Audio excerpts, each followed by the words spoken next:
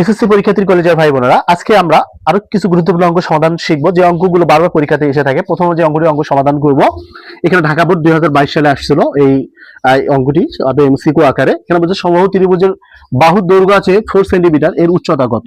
তাহলে এখানে যদি আমরা একটি সমবাহু ত্রিভুজ অঙ্কন করি, তোমরা দেখো সমবাহু ত্রিভুজ অঙ্কন করলাম।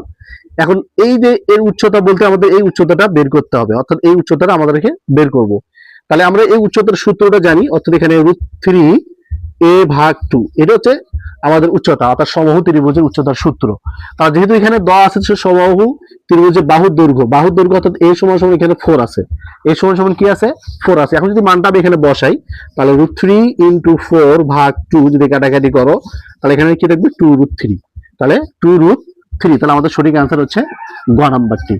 তাহলে এরপর দেখো 4 নম্বর অঙ্কটি দেখো, একটি সমবাহু ত্রিভুজের পরিসীমা দেওয়া আছে 18 সেন্টিমিটার হলে ত্রিভুজের উচ্চতা কত? সেম একই অঙ্ক, এখানে বলা আছে সমবাহু ত্রিভুজের পরিসীমা দেওয়া আছে, এখানে পরিসীমা কত দেওয়া আছে 18 সেন্টিমিটার।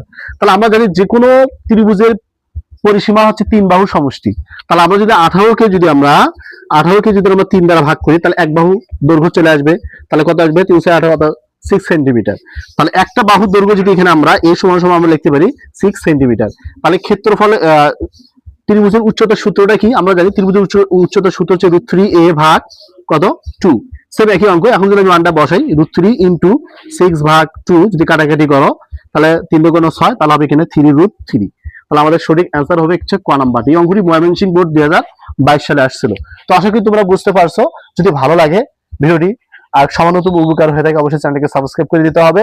আর যারা ফেসবুক পেজে বা আইডিতে আমার ভিডিওটি দেখতেছো, শেয়ার করে দাও, যাতে করে তোমরা পরবর্তী আবার ভিডিওগুলো পেতে পারো। আর তোমাদের কাছে আরেকটি রিকোয়েস্ট, তোমাদের কোন অধ্যায়ের এমসিকিউ গুলো সমস্যা অবশ্যই কমেন্টসে জানিয়ে দিবে। ইনশাআল্লাহ আমি সেই অধ্যায়ের এমসিকিউ গুলো তোমাদের সামনে উপস্থাপন করার চেষ্টা করব। আল্লাহ হাফেজ।